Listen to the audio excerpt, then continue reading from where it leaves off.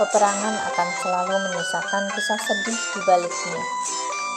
Namun jika peperangan tersebut dilakukan untuk memperjuangkan kemerdekaan, maka terkadang pengorbanan memang perlu dilakukan. Maka kita sebagai warga Indonesia yang telah merdeka patut menghargai jasa-jasa para pahlawan yang telah gugur demi memperjuangkan kemerdekaan.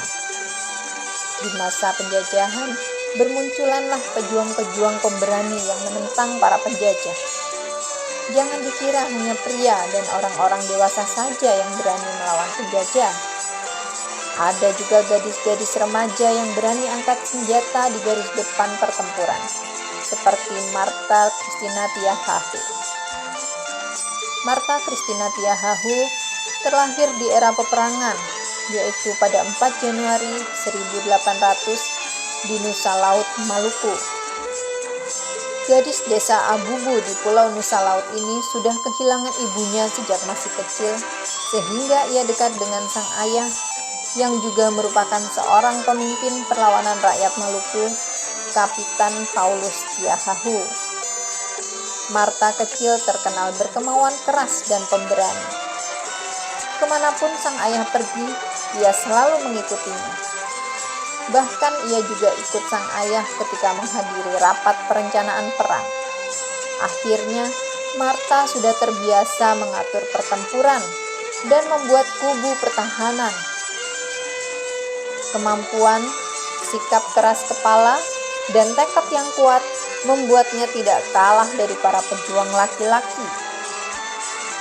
Ketika usianya menginjak 17 tahun, Martha Christina Tiahahu sudah ikut angkat senjata melawan para penjajah Belanda di garis depan. Seiring dengan meluasnya perlawanan di Saparua yang dipimpin oleh Thomas Matulesi atau Kapitan Patimura, Martha dan penduduk Nusa Laut lainnya semakin gigih berperang melawan Belanda pada tahun 1817. Martha terbilang sebagai tokoh perjuangan yang unik, bukan saja karena ia wanita, tapi juga ia bertempur di usianya yang masih remaja, serta memberi semangat kepada para wanita lainnya agar ikut membantu kaum pria di medan pertempuran. Akibatnya pihak Belanda juga sempat kewalahan menghadapi pasukan wanita yang ikut berjuang. Bersama dengan sang ayah, Paulus Tiahahu, dan Kapitan Patimura, pasukan Maluku berhasil menggempur tentara kolonial yang menguasai Pulau Saparua, Kabupaten Maluku Tengah. Mereka bahkan berhasil membumi hanguskan benteng Durstedi. Karena sebagian besar pasukan rakyat bergerak ke Saparua untuk membantu Kapitan Patimura, tindakan Belanda yang terencana mengambil alih benteng Beverwijk luput dari perhatian.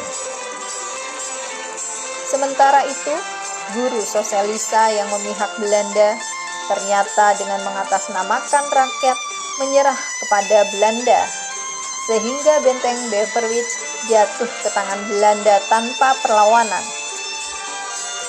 Peperangan di Saparua terus berkobar, namun karena semakin berkurangnya persenjataan pasukan rakyat, mereka mundur ke pegunungan Ulat Au.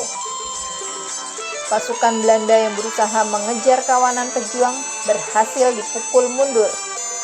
Bahkan pimpinan mereka, Richmond, tertembak mati. Begitu juga dengan Meyer yang menggantikan Richmond. Lama-kelamaan peluru para pejuang telah habis sehingga mereka menyerang dengan lemparan batu. Mengetahui hal ini, dengan cepat pasukan Belanda merangsek maju untuk menyerang. Pertempuran sengit di desa Au Ulat inilah yang menjadi akhir perjuangan pasukan rakyat. Mereka ditangkap, termasuk Martha Christina dan sang ayah. Para pejuang yang tertangkap diadili dan banyak yang menerima hukuman mati, termasuk Kapitan Tiahahu. Sementara itu, Martha Christina dibebaskan karena usianya yang masih muda, yaitu 17 tahun. Usaha Martha untuk membebaskan sang ayah gagal dan ia harus melihat ayahnya ditembak mati oleh tentara Belanda. Meninggalnya sang ayah tentulah membuat Martha merasa sangat sedih. Tapi ia tidak ingin berlama-lama bersedih. Ia kembali mengangkat tombaknya dan kembali melakukan pemberontakan terhadap Belanda, sehingga ia kembali ditangkap bersama dengan 39 pemberontak lainnya oleh Belanda. Martha bersama pemberontak lainnya yang berhasil ditangkap akhirnya diangkut dengan kapal Everton untuk kerja paksa di Pulau Jawa. Di atas kapal tersebut ia mogok makan dan sama sekali tidak mau menerima pemberian Belanda. Kondisinya semakin memburuk hingga akhirnya jatuh sakit.